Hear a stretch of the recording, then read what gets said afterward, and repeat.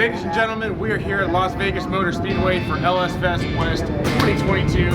We had some delays with the rain, but looks like it's starting to clear up a little bit. Let's get this Chevelle out of the trailer through tech and into the lane. Let's go have some fun, baby. We're in Vegas. Let's go.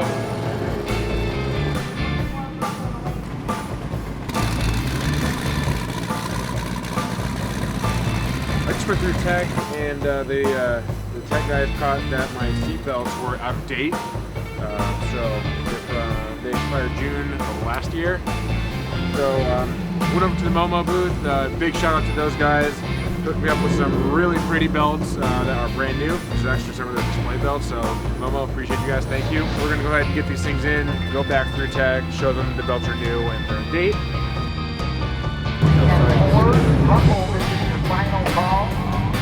Good luck. Beautiful, thank you, appreciate it. Past tech, big thanks again to Momo for saving us with these belts. Alright, so 1, 2, 3, 4. Alright, so we're just setting the front shocks, compression and rebound adjustments.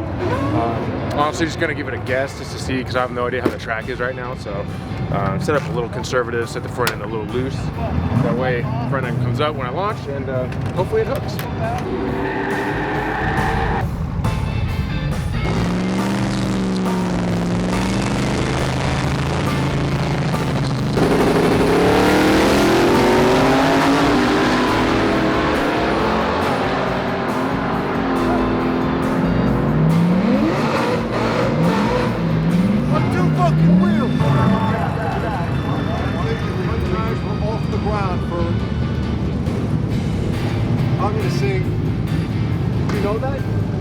I'll show you the video.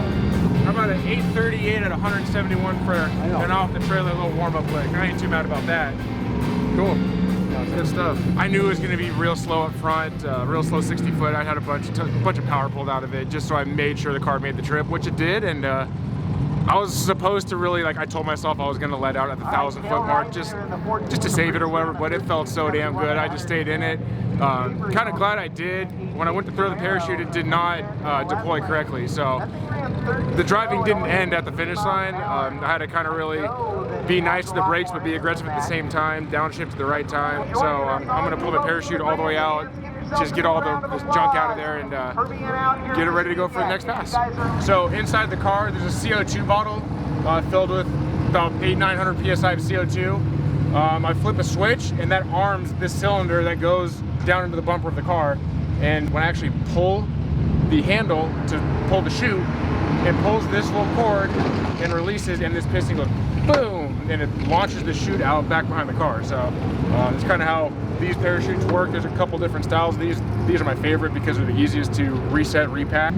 If you don't pack the chute right, they could just tumble on the ground behind the car and not actually blossom and open up and catch wind. So that's kind of what happened on the last pass. And at 170 plus, it's a little scary seeing that turn off, and you're coming up on it pretty damn quick. So we gotta make sure this is done right.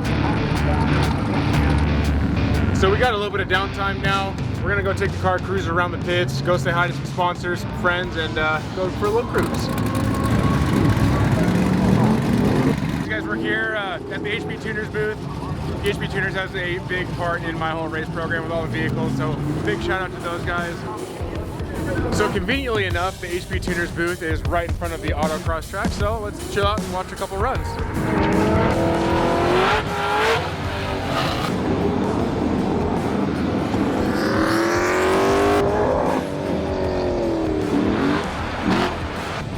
Announcers just announced True Street to lanes 1 and 2, that's us. Let's go ahead and tighten up one little fitting that was seeping a little bit of oil, and go to the lanes and see if we can go a little faster this time. So before we go out and make this second hit, we're gonna make a couple changes here. We're gonna speed up the car, the front half, feeding a little bit more power a little bit earlier, and see if it sticks. The track's warming up, it's starting to loosen up a little bit, which is good. So we're just gonna take a guess and see if she holds it.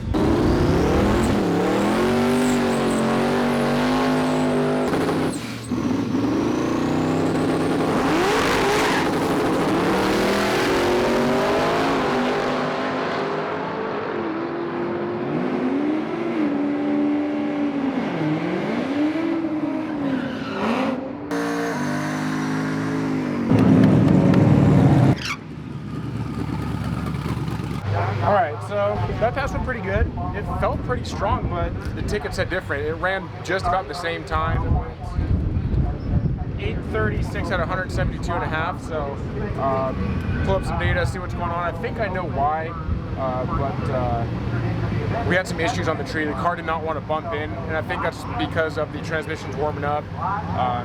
It's just this transmission's kind of hard to chase with temperature, so we just kind of test and tune and see what's going on. But other than that, I'm still really happy with it. The car's running good and healthy, so let's go over some data and see what we can find. All right, guys, so just coming back from our second pass here, checked out some of the data, and I noticed one thing really sticking out to me. That is battery voltage. It was taking a pretty good hit whenever I go full throttle, and the reason being is the fuel pump is a variable speed pump, so when I put my foot down on the throttle, the fuel pump speeds up. So it's a big pump, it takes a lot of juice, and the other things that take a ton of juice are all the fans in the car to keep the thing cool. There's 3 big fans on it, 1 for transmission and 2 for radiator.